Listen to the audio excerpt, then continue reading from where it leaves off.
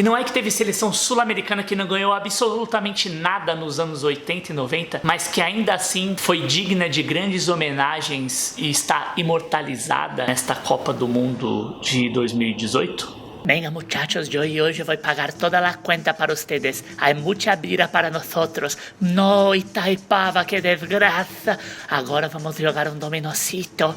Mira que el papai vai faturar toda la mesa. La batatita está deliciosa. La mesa, toma, aquí el pacho. Guarda, Zé da flauta, manda leciono. ¿Dónde está mi mujer?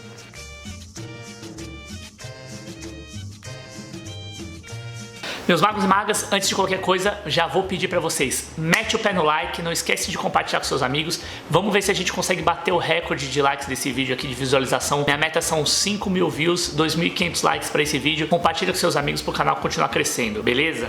E não é que chegou a vez deles, os inventores da cúmbia, aquela dancinha toda cheia de ginga, misturando danças tribais e espanholas que o Carlito Tevez apresentou aos brasileiros na sua passagem pelo Corinthians. Embora ele fosse argentino, a cúmbia é de origem colombiana. Essa aqui, ó, camisa da Colômbia para a Copa do Mundo de 2018. Dá pra dizer que a Colômbia do final dos anos 80, início e até meados dos anos 90 era mais ou menos um Brasil de 82? Até dá, se você for daqueles caras mais fanáticos, apaixonados por futebol, e com um certo exagero dá pra cravar assim que relativamente esse time que tinha grandes craques, encantou o mundo inteiro, era o que foi a seleção brasileira de 82 sim pra Colômbia. Pergunta pra qualquer pessoa, sei lá, seu tio, seu pai, até seu avô, se ele não se lembra de nada mais, nada menos do que Carlos Valderrama, aquele do Black Power loiro e bigodão de seu Madruga. Genial. É o melhor e mais estiloso penteado de jogador de futebol em todos os tempos. Chupa Neymar, você nunca vai conseguir fazer nada igual.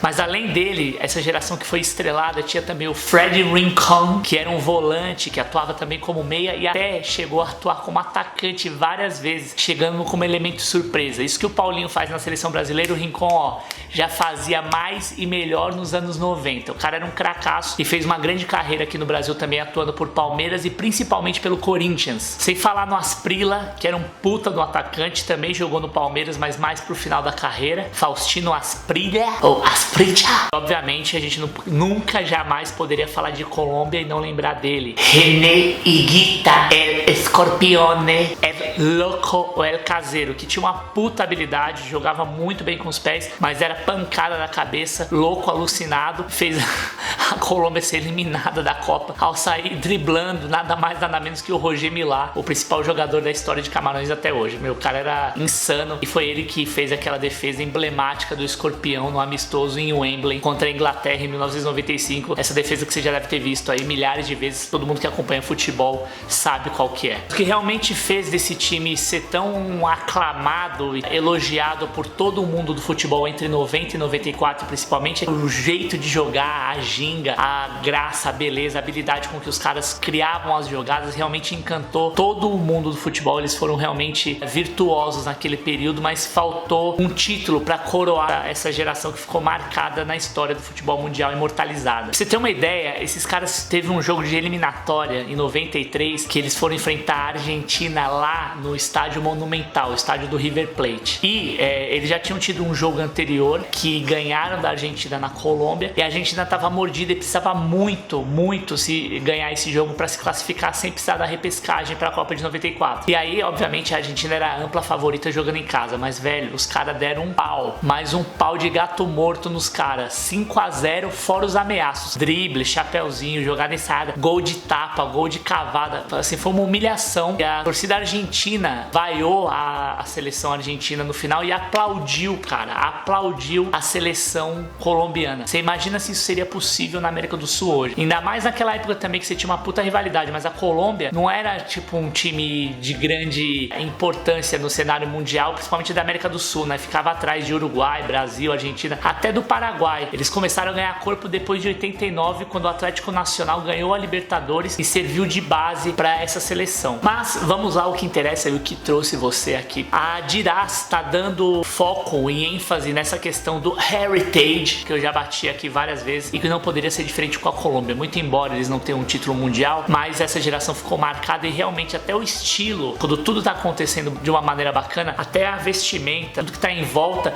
se torna um elemento de referência histórico, e esse uniforme muito bacana já nos anos 90 e que por coincidência também era assinado pela Adidas, é uma releitura do uniforme utilizado em 1990, que é esse daqui. Como eu já falei também aqui na coleção das Copas, caso você esteja vendo esse vídeo pela primeira vez, nos outros vídeos de Copa que eu tô trazendo aqui, a Adidas tá fazendo essa homenagem a grandes uniformes e grandes times do passado, reinterpretando designs desses times. E uma coisa que começou a acontecer nesse período foi a grande revolução têxtil que os tecidos sintéticos e as tecnologias de impressão de tecido permitiram para os designers da época. Você já tinha maiores experimentações nesse período, e essa camisa que eu tô usando aqui, essa releitura dessa camisa que tá aqui de 90, já é um avanço bastante significativo do que você tinha até então. E aí esse desenho da manga do uniforme original de 90 parte sempre do princípio racionalista que a Adidas usa muito, que é de reproducibilidade das suas 3 listras. Tanto no trapézio, que no uniforme de 90 era em vermelho, aqui nesse uniforme eles trabalham com uma linha mais clean, mais clássica e mais chique nesse azul petróleo. Lá eles usavam vermelho, e os grafismos que derivavam das cores da bandeira colombiana em formato de 3, as 3 listras espalhadas aqui na manga, e aqui nesse uniforme novo foram transportados para a parte do peito, fazendo uma fusão, né, uma integração e dando mais ritmo com o desenho que fechando o peito aqui. Esse desenho também ficou um pouco mais agressivo, dinâmico e com um corte mais seco por conta da angulação das setas, as faixas que a gente tem aqui do que seria os picotes da bandeira. Ainda temos as 3 cores e a referência também às 3 listras da marca, mas a gente também tem alguns grafismos, algumas linhas internas que dão um efeito muito utilizado dentro do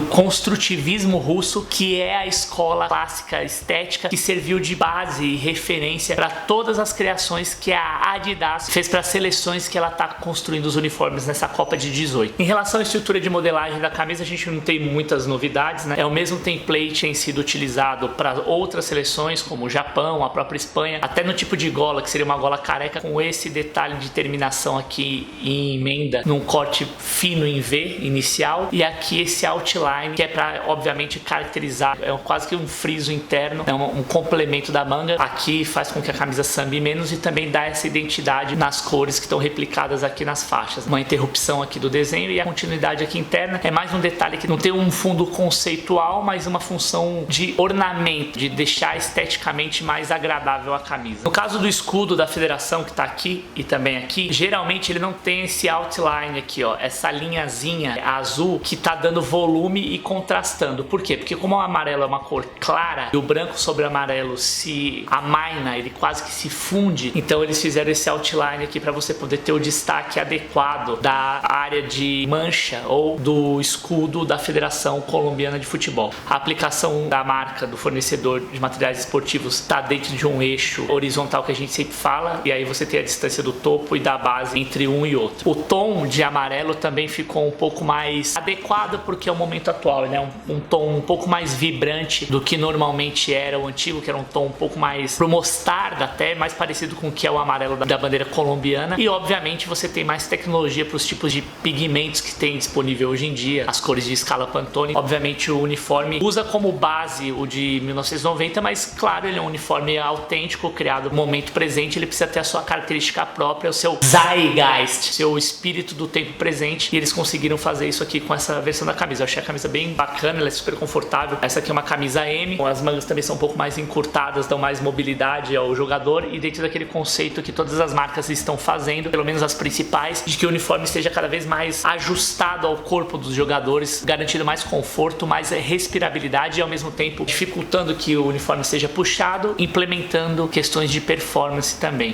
Na parte da tipografia é algo que eu tenho repetido aqui nos vídeos, mas vale sempre lembrar, a Adidas está trabalhando com uma família tipográfica única que faz alusão também ao construtivismo russo e está sendo replicada em todos os uniformes que ela desenhou para esse ano. Para mim, uma camiseta que ficou bem bacana, lá, uma nota 8 para ganhar um 10. Acho que algum outro detalhe mais de estrutura de gola, diferenciação de manga, enfim, alguma coisa assim pra dar uma bossa a mais e deixar a camisa mais única, exclusiva. Em relação ao uniforme número 2, comparado com o uniforme 2 de 90, que era o que a gente pode chamar de versão negativa ou diametralmente oposta à versão número 1, ou seja, o vermelho substitui o amarelo, como se você tivesse um uniforme preto e um branco, eles fossem iguais, você só trocasse as posições. O mesmo princípio foi adotado em 90, nesse caso não, a Adidas partiu por um caminho conceitual completamente diferente e que, ao meu ver, foi uma solução bem mais sofisticada, bem mais bacana e que me agradou mais até do que esse uniforme número 1. E eu explico o porquê. Muito provavelmente essa mudança se deu porque, dependendo do tom de vermelho que fosse adotado para fazer o uniforme número 2 da Colômbia, talvez a Colômbia não conseguisse estabelecer o princípio básico de contraste entre os times, ou seja, todo time tem que ter obrigatoriamente um uniforme lighter e o outro darker, ou um uniforme super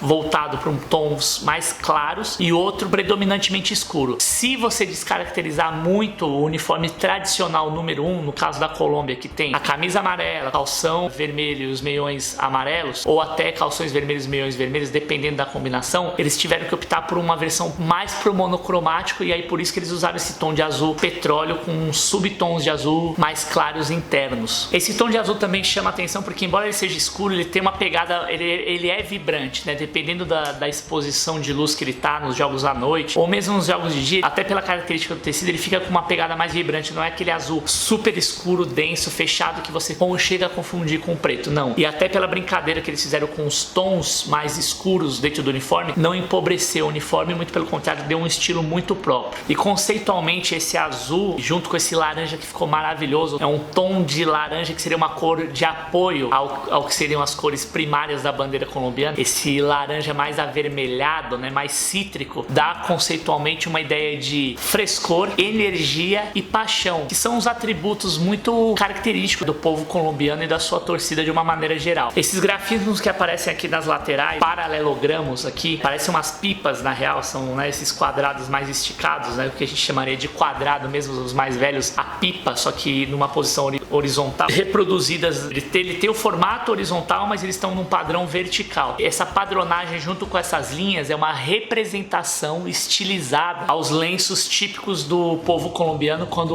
os colombianos vão para algumas ocasiões especiais, festejos, festas culturais ou mesmo eventos importantes. Esses panos super estampados colombianos são super famosos, são parte do heritage, nesse caso do povo, então é uma homenagem direta. Se você tem uma homenagem a uma seleção muito importante da versão número 1, uma homenagem cultural importante pro povo colombiano no uniforme número 2. Outro detalhe que me chamou muito a atenção, que corrigiu, ainda que de uma maneira sutil, questões de legibilidade, foi a aplicação da tipografia em laranja e gerando um contraste super bacana, que aliás eu adorei essa camisa. Adidas, se vocês quiserem, mandem pra gente que essa camisa realmente pra mim ficou nota 10, show de bola, eu gostei muito. Puta design. Pra finalizar, o detalhe da aplicação do escudo da Federação Colombiana de Futebol, nesse caso por ser um uniforme reserva alternativo aplicado em monocromia. Você tem o uniforme escuro, que já é o reserva, darker, né, nesse caso da Colômbia, e aí até por conceito, para você deixar o uniforme menos poluído visualmente, você trabalha ele na versão também negativa ou monocromática. Adapta-se a cor que seria em preto, por exemplo, ou branco, e se trabalha na cor laranja também para dar homogeneidade visual, deixar o projeto mais consistente visualmente, se a gente pensar a camisa como uma tela em branco que foi pintada. Então você consegue estabelecer o contraste necessário das informações que são importantes, que tem que constar na camisa, são elementos também de identidade, mas que podem ser flexibilizados e trabalhados de uma maneira mais adequada para o que são os novos tempos e necessidades impostas pelos regramentos da grande mamãe do futebol mundial. E aí, curtiram o vídeo de hoje? Então você já sabe o que fazer, né? Não deixa de dar seu like, compartilha com seus amigos, mete o pé nesse like. Caralho, vamos chegar em 5.000 views nesse vídeo, 2.500 likes, porra. Vocês não estão comigo, magos e magas? Não estão reclamando que eu não tô fazendo vídeo? Ó, tô fazendo vídeo agora toda semana, todo dia. Maratona de Copa do Mundo. Conto com vocês. Vamos que nessa que nós temos que fazer bombar esse canal. Valeu!